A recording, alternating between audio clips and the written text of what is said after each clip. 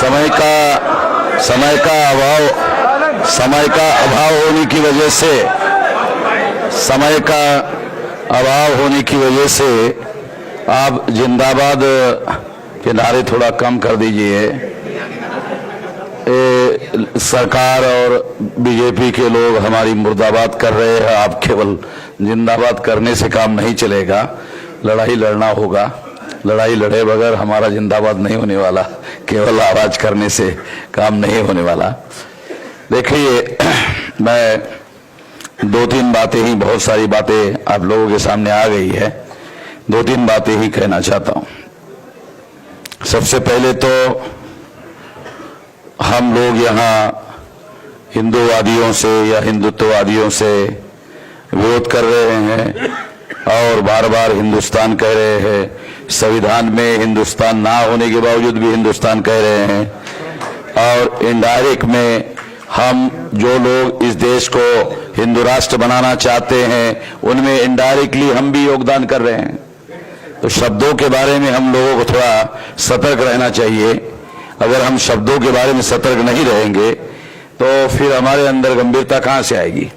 आखिर अभिव्यक्ति की आजादी जो है शब्दों के बारे में ही तो अभिव्यक्त होती है। अगर हम शब्दों के सही उपयोग करने का हुनर नहीं सीख लेंगे तो फिर हम लोग अपनी वास्तविक विचारधारा सही तरीके से अभिव्यक्त नहीं कर सकते, ये ध्यान रखना होगा। दूसरी बात मैं कहना चाहता हूं कि ये जो 10% आरक्षण का जो मुद्दा है ये राजनीतिक बात है, क्योंकि इसको आर्थिक आधार पर दी गई, ये दी गई, वो दी गई, अनकॉन्स्टिट्यूशनल है, ये तो सारी बातें मीडिया में चर्चा हो चुकी है। मगर ये राजनीतिक मुद्दा है, ये राजनीतिक एजेंडा है। नरेंद्र मोदी को सवर्णों के या ब्राह्मणों के या ऊंचे जाति के गरीबों के प्रति सहानुभूति है, इसलिए ये मामला नहीं आया है। ये 2019 के चुनाव में अपने गणित को ठीक करने का मामला है, राजनीतिक मामला है, ये राजनीतिक एजेंडा है। और यदि ये राजनीतिक एजेंडा है तो आपको 2019 के चुनाव में राजनीतिक रूप से ही उनको निपटना होगा।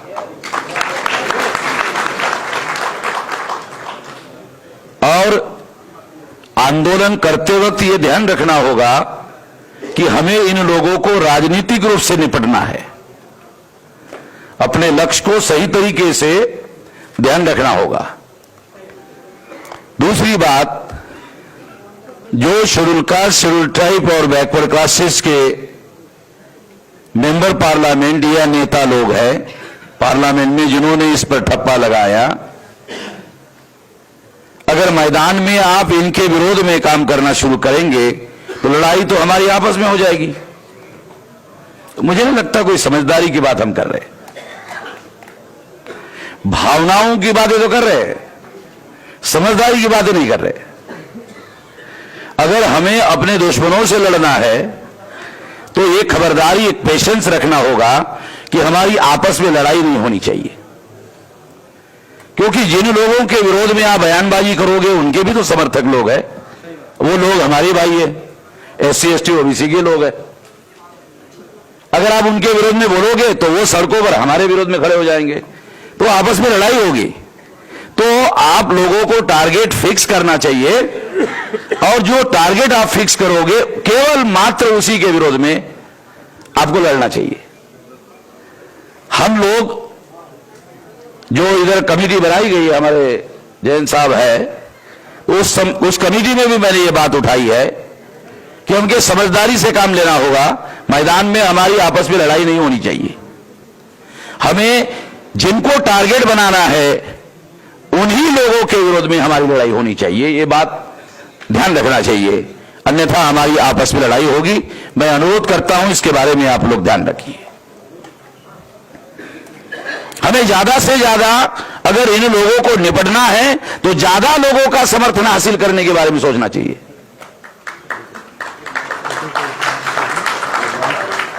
और अगर उन्होंने ब्राह्मण एवं तत्सम जाति के गरीबों के समर्थन का मामला उठाया तो ये सारा मामला 85% लोगों के विरोध में है।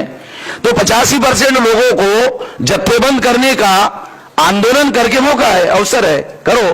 तुम 10% ले लो, हम 85% ले लेते हैं, बंदोबस्त कर देते हैं, निपट लेते हैं। इस तरीके पर काम करना होगा। उन्होंने अपनी एक रणनीति बनाई, हमें अपनी एक रणनीति बनानी चाहिए। जिस लड़ाई की रणनीति नहीं होती है, न उस लड़ाई को लड़ा जा सकता है, न जीता जा सकता है। जिस लड़ाई की रणनीति नहीं होती है, ना उस लड़ाई को लड़ा जा सकता है, ना जीता जा सकता है। तो इसलिए उनको 10 कहते कि 10 ले लो, 15 में से ही तो 10 निकाला। जो 15 उनके समर्थक में है, उसी में से 10 निकाला। 15 का 25 बना दिया, 15 का 25 बना दिया। वोट करते वक्त 25 कैसे होगा? वोट करते वक्त तो 15 ही होगा, ध्यान रखो। तो इस बात को इशू बनाकर 85 को मैदान में अगर हम जत्थेबंद करते हैं और रणनीति बनाते हैं और रणनीति बनाकर काम करते हैं, तो मैं ऐसा मानता हूं इनको राजनीतिक रूप से निपटना संभव होगा। इस पर काम करना चाहिए। भावावेश में, भावनाओं में बहकर मुझे लगता है फिर निपटना संभव नहीं होगा। एक बात आप ध्यान रखिए, मैं अनुरोध करता हूं आप लोगों को, हम अपने लेवल पर, जब हम क्षेत्र में सारे देश भर में काम करेंगे तो हम अपने लेवल पर ध्यान रखेंगे। आप लोगों को भी अनुरोध कर रहे हैं। अब तीसरी बात मैं आप लोगों को बताना चाहता हूं, बस तीसरा ही मुद्दा, ज्यादा लंबी बात कर, बहुत सारी बातें आ गई है। वो बात यह है कि जिन लोगों को आप निपटना चाहते हैं उनके पास एक बहुत बड़ा हथियार है। वो हथियार है ईवीएम। वो हथियार ईवीएम है। और ईवीएम के बारे में मैंने सुप्रीम कोर्ट में लड़ाई लड़ी। ये सुप्रीम कोर्ट का जजमेंट जो है मेरे पास में है। अभी जो हमारे साथी कह रहे थे, ईवीएम मशीन को पेपर ट्रेल मशीन लगाने का घोटाला पकड़ने वाली मशीन है पेपर ट्रेल। ईवीएम का घोटाला पकड़ने वाली मशीन है पेपर ट्रेल। तो ये 8 अक्टूबर 2013 को सुप्रीम कोर्ट ने डिसीजन दिया, जजमेंट दिया। अभी सारे देश भर में जो चर्चा मीडिया के द्वारा कर रहे हैं, मीडिया वाला चर्चा केंद्रित कर रहा है, वो देश के लोगों को गुमराह कर रहा है कि ईवीएम हैक होती है या नहीं होती है। ईवीएम हैक होती है या नहीं होती है, मीडिया इस मुद्दे पर कॉन्सेंट्रेट कर रहा है। जबकि 8 अक्टूबर 2013 को सुप्रीम कोर्ट ने यह निर्धारित कर दिया कि ईवीएम हैक होती है। ये जजमेंट लिखा हुआ है, मेरे पास से जजमेंट ले लेना जिसको भी चाहिए। सुप्रीम कोर्ट ने यह मान लिया कि ईवीएम हैक हो सकती है। और मिला दीजिए, आप भी लिख लीजिए, इस पर मेरे पास से ले लीजिए। ज्यादा समय नहीं तो एक एक बात आपको सुप्रीम कोर्ट के जजमेंट की एक एक बात विस्तार से समझाता। जिनको ज्यादा जानकारी चाहिए मेरे यूट्यूब पर जाइए, 2-2, 3-3 घंटे का स्पीच अवेलेबल है। 8 अक्टूबर 2013 का जजमेंट है, ईवीएम हैक हो सकती है। इसीलिए सुप्रीम कोर्ट ने ईवीएम मशीन को पेपर ट्रेल मशीन लगाने का आदेश दिया और कहा केवल ईवीएम मशीन के आधार पर फ्री, फेयर एंड ट्रांसपेरेंट चुनाव नहीं हो सकता। सुप्रीम कोर्ट कह रहा है, मैं नहीं कह रहा हूं। केवल ईवीएम मशीन के आधार पर फ्री, फेयर एंड ट्रांसपेरेंट चुनाव नहीं हो सकता। इसलिए सुप्रीम कोर्ट ने पेपर ट्रेल मशीन लगाने का आदेश दिया 8 अक्टूबर 2013 को। 2014 के लोकसभा में चुनाव आयोग ने इसे नहीं लगाया। मैंने चुनाव आयोग को लेटर लिखकर पूछा, नहीं लगाया, कितना लगाया? तो उन्होंने लिखित जवाब दिया मुझे, मैंने सुप्रीम कोर्ट में दिया। उसका परसेंटेज निकालकर मैंने सुप्रीम कोर्ट को कहा, परसेंटेज था 0.33%। पेपर ट्रेल मशीन लगाया। मैं सुप्रीम कोर्ट में गया और 100% ईवीएम मशीन को पेपर ट्रेल मशीन लगाई जाए। इसके लिए मैंने केस दायर किया और 24 अप्रैल 2017 को सुप्रीम कोर्ट ने मेरे केस में जजमेंट दिया और 3,567 करोड़ रुपया नरेंद्र मोदी को पेपर ट्रेल मशीन खरीदने के लिए आदेश देना पड़ा, मंजूर करना पड़ा। ये मेरे केस पर नरेंद्र मोदी को 3,567 करोड़ रुपया मंजूर करना पड़ा।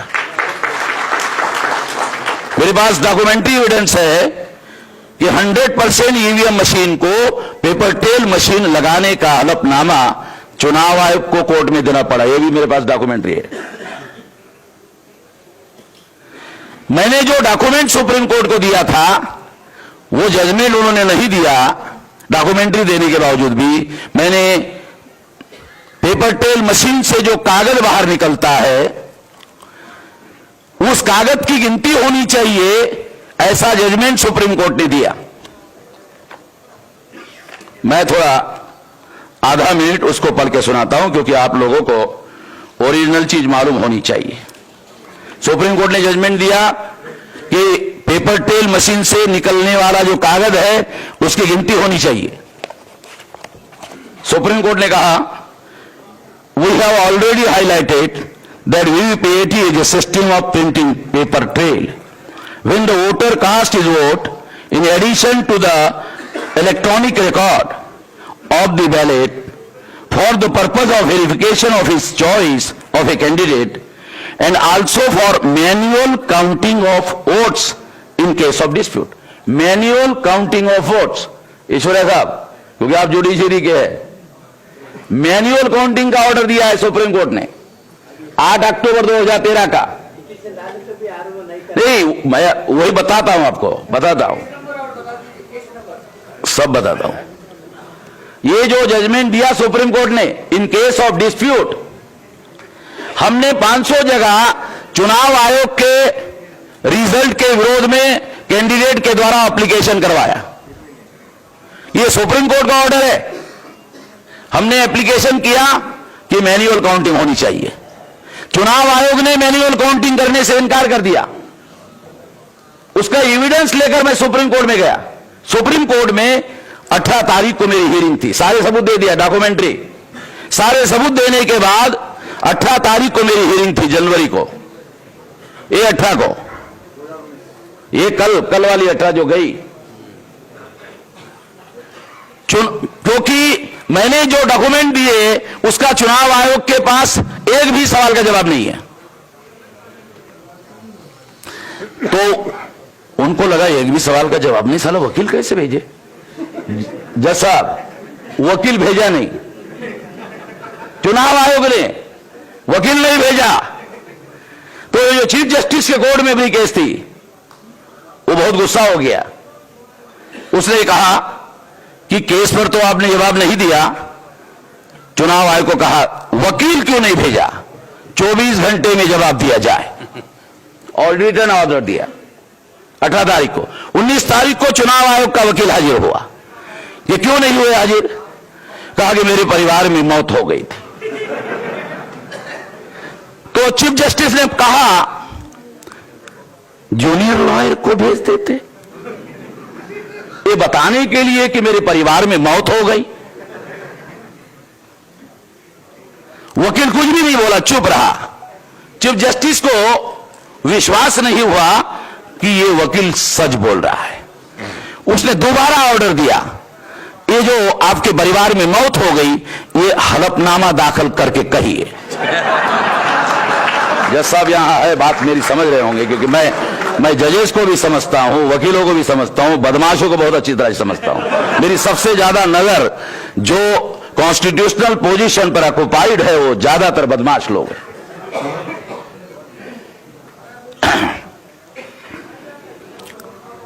उसने एक दिन के गैप में हलफनामा दाखिल किया वकील ने चुनाव आयोग के, और लिखा, नहीं मरा नहीं, बीमार था।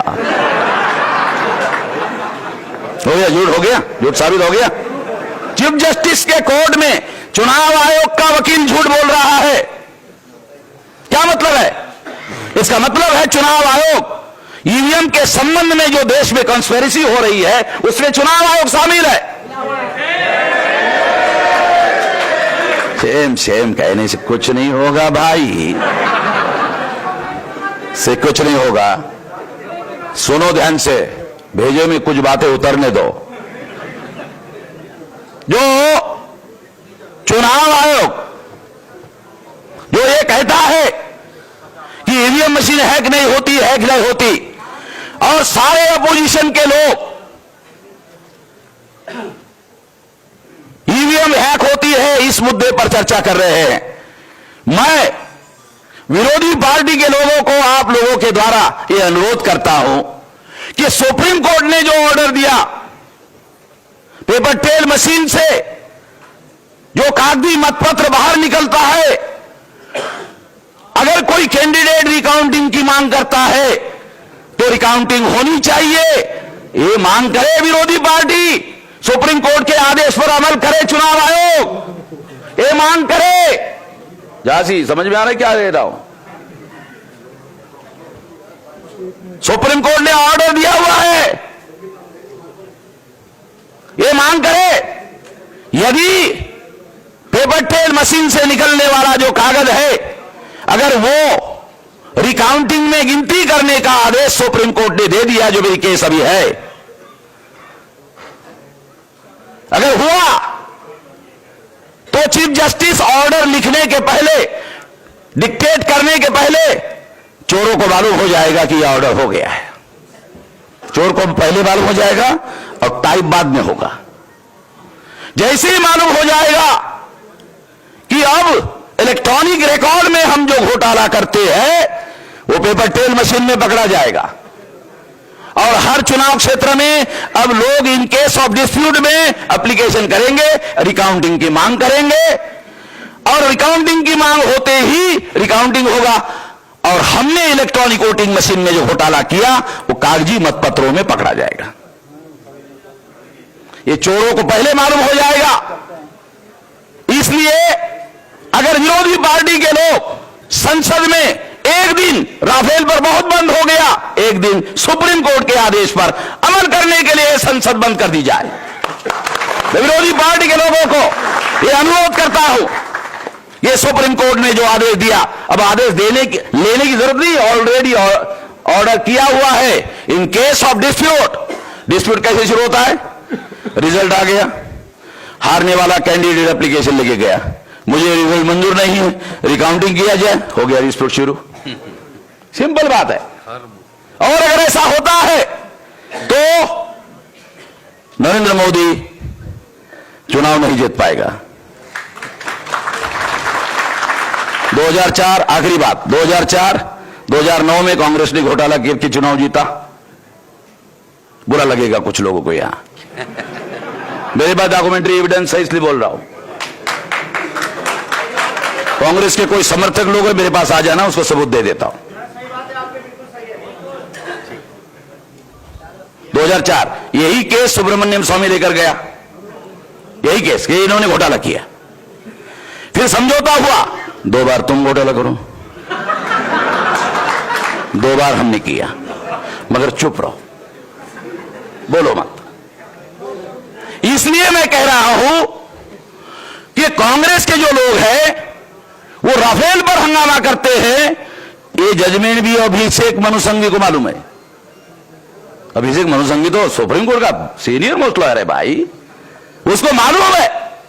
मैं ये जानता हूं, सतीश मिश्रा को भी मालूम है, मैंने खुद ही लिख के भेजा उसको कि बहन जी को दिखा देना। जो मैंने उसको लिखकर भेजा, पिछली बार राज्यसभा में जो उनका भाषण हुआ उसमें 90% बातें मेरी लिखी हुई भेजी, वो ही बोल रहे थे, लिखित है मेरे रिकॉर्ड में। तो मैं केवल इतना ही अनुरोध करता हूं कि अब आरजेडी के लोगों ने जैसे 10% पर स्टैंड लिया, वैसे सुप्रीम कोर्ट का जो आदेश है, पेपर ट्रेल मशीन से निकलने वाला कागज, उसकी रिकाउंटिंग की मांग करने के बाद